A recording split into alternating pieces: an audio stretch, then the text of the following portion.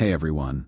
Real quick, before we begin, subscribe if you haven't already, and drop a like if you enjoy these Reddit stories. It takes 2 seconds and helps the channel grow. Alright, here is today's story. She announced, "I'm engaged to someone else. We've been seeing each other for months. While still living in my house, I said, 'Congratulations to you both.' Then I had her escorted out by police that evening and changed every lock and security code. When her fiancé showed up, demanding she be let back in." Original post I, 38 male, got the announcement at dinner.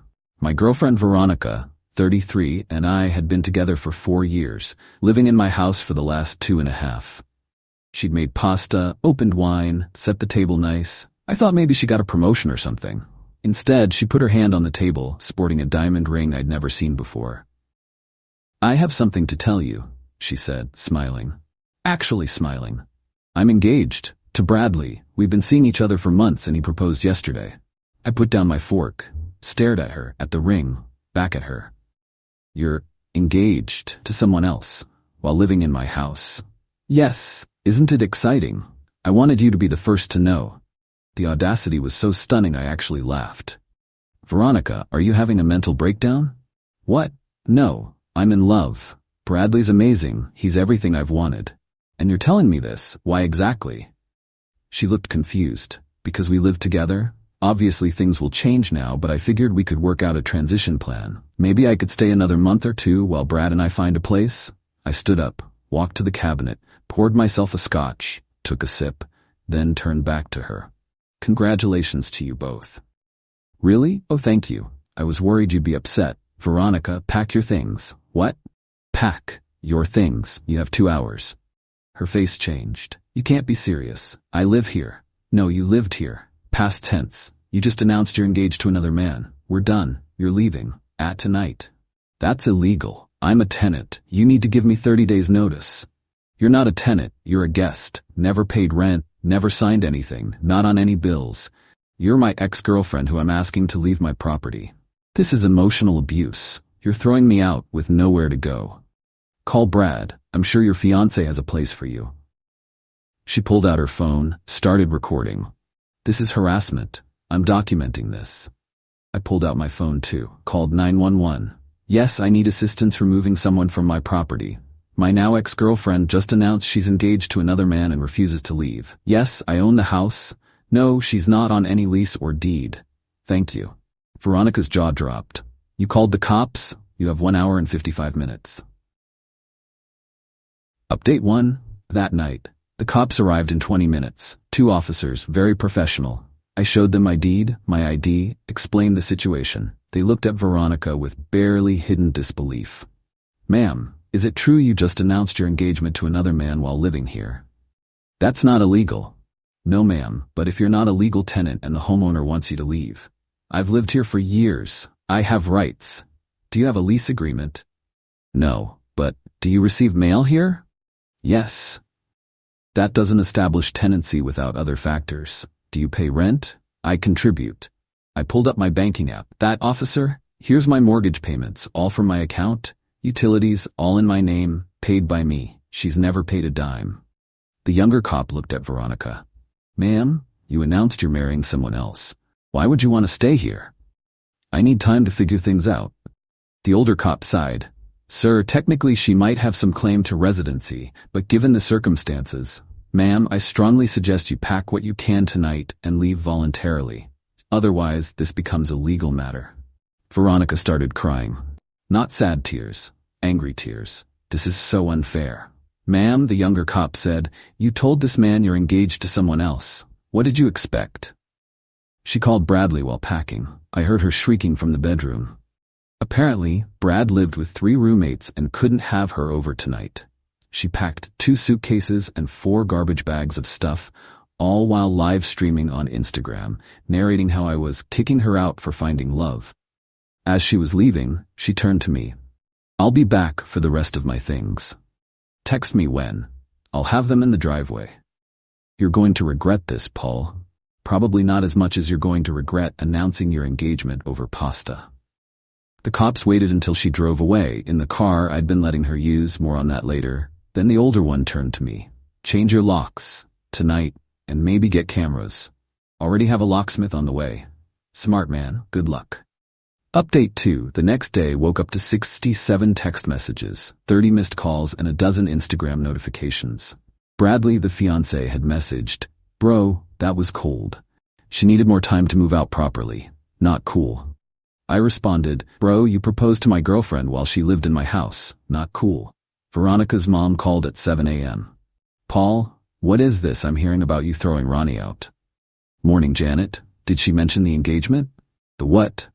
"She's engaged. To Bradley. They've been together for months." Long pause. "She said you two were basically roommates. Is that what she told Bradley too?" I need to call you back." She never did. Around noon, Bradley showed up at my door. Mid-30s, man bun, probably drove a Prius. "We need to talk." "No, we don't. You traumatized Veronica. Your fiancé announced your engagement to me over dinner, in my house, that she was living in, rent-free. She said you knew about us." I actually laughed. "She told you I knew she was cheating?" "It wasn't cheating. You two were basically broken up." "First I'm hearing about it. Look, she needs to get her furniture and..." "Her furniture?" "The bedroom set, the living room stuff. All bought by me. I have receipts. She owns some clothes, makeup, and a laptop that's 3 years old. She decorated this place, with my money." Bradley's face was getting red. "She's staying with her sister now? Do you know how humiliating this is for her?" "For her? She announced she was marrying another man while living with me." "You could have given her time." "To do what? Plan your wedding from my guest room? We're getting her stuff, all of it." "Try it, please, make my day." He stormed off.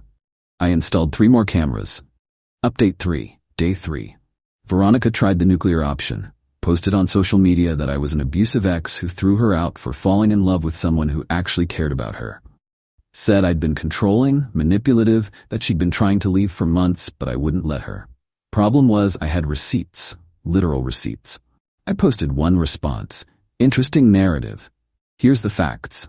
She announced engagement to another man while living rent-free in my house. Never paid a bill. Also, here's last week's texts where she said she loved me.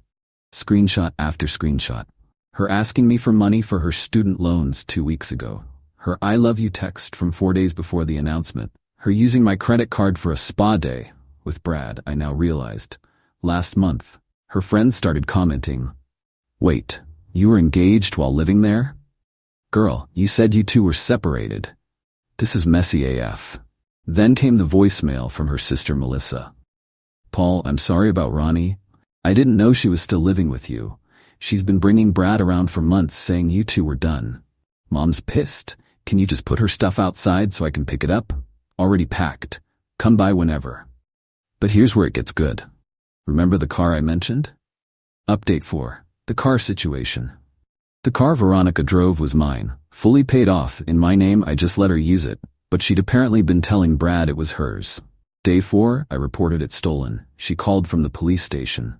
They'd pulled her over and found the car was reported stolen. Since she couldn't prove ownership, "Paul, what the hell? Oh, hey Veronica, how's engaged life? You reported the car stolen? Well, you don't live here anymore and you took my car without permission. That's theft. You let me drive it. When you were my girlfriend, you're Bradley's problem now. This is insane. I'm at the police station. I'll come get my car then. Brad can pick you up. He's at work. Uber exists. You're evil. I'm practical. You wanted to be engaged to someone else. Congratulations, you're his responsibility now." I picked up my car. She had to Uber to her sister's. Cost her $73 according to her angry text. I didn't respond. Update 5, the escalation. Day 6. Bradley and 3 of his buddies showed up at my house at 9 p.m. "Open up. We're getting Veronica's things." I called 911 again. 4 men are trying to break into my house. Bradley was pounding on the door. "We know you're in there." I put the phone on speaker so dispatch could hear. "Please leave my property. You're trespassing." She owns half this stuff. She owns nothing. I have receipts for everything. They tried to go around back. Motion lights and cameras caught everything. One of his friends actually tried to jimmy the sliding door. Cops arrived fast. 4 guys trying to break into a house gets priority. Bradley immediately played victim. This man stole my fiancé's belongings. We're just trying to get her things. I showed the cops the security footage. 4 men trying to break in. Arrest them, I said. Now wait, Bradley started. Attempted breaking and entering. Trespassing. I want to press charges. The friend who tried the sliding door got cuffed. Bradley and the other 2 got citations and trespass warnings. If they came back, immediate arrest. Bradley was screaming about lawyers and lawsuits as they put his friend in the patrol car. I looked him dead in the eye. Your fiancé lived here rent-free for 2.5 years while cheating with you. I could sue her for back rent. Want to play the legal game? I've got deeper pockets. Update 6, the family meeting day 10. Got a call from Janet, Veronica's mom. Paul, can we talk? In person? We met at a coffee shop. Janet looked tired. I need to know the truth, all of it. I showed her everything. Bank statements showing I paid for everything. Texts from Veronica from just days before talking about our future. The dinner receipt from the night before she announced her engagement. She'd insisted on going to an expensive place. Now I knew why. She was celebrating with my money. Janet's face just got more and more grim. She told us you 2 had been separated for 6 months, that you were basically roommates, that she was scared to leave because you were unstable. I'm a project manager at an engineering firm. I own my house. I've never even raised my voice at her. I know. I know. She's always been like this. Her father and we enabled it. When she was younger, she dated 2 boys at once and convinced each the other was just a friend. We should have done something then. She's 33, Janet. I know. Bradley's been to family dinners for months. She said you were never available, always working. We thought you were the problem. I was working, paying for her lifestyle. Janet pushed an envelope across the table. This is $5,000. It's not much, but it's something for what she took from you. Janet, I can't. Please, take it. Consider it an apology from her father and me. We raised this. We need to own some of it. I took the envelope. Thank you. Bradley's already having second thoughts, you know. Now that she's living with Melissa, asking him for money constantly, he's seeing what you dealt with. Not my problem anymore. No, it's not. I'm sorry, Paul. You deserved better. Update 7, the implosion week 3. Melissa, Veronica's sister, texted me. Can we talk? Without Ronnie knowing? We had a phone call. She's driving me insane. She won't get a job, won't help around the house, just sits on Instagram all day talking about her trauma and wedding planning. Bradley's only been over twice. She keeps asking him for money and he's getting weird about it. Again, not my problem. I know. How did you do it for so long? I loved her, or thought I did. Love makes you stupid. She's been telling people you 2 had an open relationship. What? Yeah, that you knew about Bradley the whole time and were fine with it until you got jealous. That's a new one. Paul? Did she ever contribute anything? Anything at all? She made dinner sometimes, with groceries I paid for. Christ, I'm giving her 30 days, then she's out. I can't do this. Good luck with that. 2 weeks later, Melissa called again. She won't leave. Says I can't kick her out, she's family. Sounds familiar. Bradley dumped her.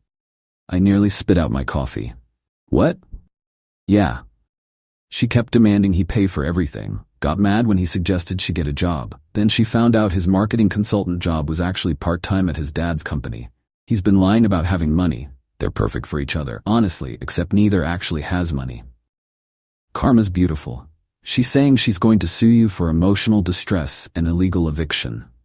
She can try. I have a great lawyer. Update 8, the legal threat week 5. I got served with papers.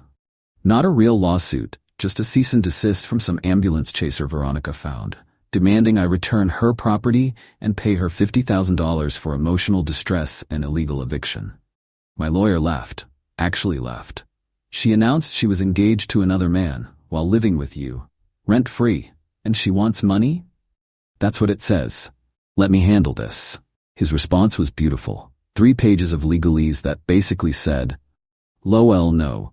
Countersuit incoming for 2.5 years of back rent at market rate, $48,000. Veronica's lawyer dropped her immediately. She tried to represent herself. Filed something with the court that was 17 pages of rambling about emotional terrorism and love discrimination. The judge threw it out in less than 5 minutes. But the best part? She had to list her address for the court documents. She'd moved in with Bradley after he took her back. His roommate's address was now public record. Update 9. The final card, week 7. Bradley called me. I need your help. That's hilarious. Please. She won't leave. She's not on our lease, but she won't go. She's threatening to say I assaulted her if we try to make her leave. And you want my help? Why? You got her out in one night.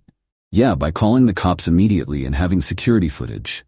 Can you talk to her? Tell her to leave? Brad, my man, you proposed to another man's girlfriend while she was living with him. You made this bed. I didn't know. She said you two were done. And you believed her? While she still lived with me? I'm an idiot. Yes you are. Please, I'm begging you. Brad, here's free advice. Install cameras today. Document everything. When she threatens false accusations, record it. Then call the cops yourself. First one to call usually wins. That's it. Also, maybe don't propose to women who are living with other men. He hung up. Final update. It's been 3 months now. Here's where everyone ended up. Veronica. After Bradley's roommates threatened legal action, she ended up moving back with her parents. At 33, she's working part-time at a clothing store and still posting about her journey of self-discovery and how she's a survivor of narcissistic abuse. She's also engaged again to some guy she met online who lives in another state. They've never met in person. Moved back with his parents too. Turns out his roommates kicked him out for bringing the drama to their house. His Instagram is now private, but mutual friends say he posts motivational quotes about learning from mistakes. Janet and Robert, as parents, sent me a Christmas card with another check for $2,000 and a note saying they're in therapy to deal with enabling behaviors. They've apparently given Veronica a deadline to move out. Melissa, we actually became friends. She texts me updates sometimes. She's in therapy too, realizing how much her family dynamics screwed up her own relationships. Me, I'm good. House is peaceful. Started dating someone new, Rebecca. She has her own house, own car, own job, insists on splitting every check. It's weird how normal it feels to be with someone who contributes equally. The best part? I ran into one of Bradley's former roommates at a bar. He told me the full story of their last days. Apparently, Veronica had convinced Bradley to propose by telling him she was pregnant with his kid while living with me. The timeline made no sense. She would have been pregnant while actively sleeping with me. When he figured out she was lying about the pregnancy, he tried to break it off. That's when she threatened to claim assault. The roommates installed cameras in the common areas without telling her. Caught her on video admitting she was never pregnant and laughing about how men are so easy to manipulate. They gave Bradley the footage, he gave it to the cops, and they escorted her out. She tried to claim they illegally recorded her. Turns out, common areas and shared housing don't have expectation of privacy. Sometimes karma takes its time, but when it arrives, it's thorough. Looking back, the red flags were everywhere. She hadn't worked steadily in 2 years, always had an excuse, always had a crisis that prevented her from contributing, always had big dreams but no actual plans. The announcement dinner was actually a gift. If she'd been smarter about it, strung me along longer, I might have wasted more years. Instead, she got so comfortable she thought she could have her cake and eat it too. Literally thought I'd let her stay while she planned a wedding to another man. The entitlement was astronomical. The delusion? Even bigger. But the best revenge? Living well. My house is clean, my bills are lower, my stress is gone. I wake up every morning in my own bed, in my own house, with no one else's drama to deal with. And Veronica? She's everyone else's problem now. One at a time.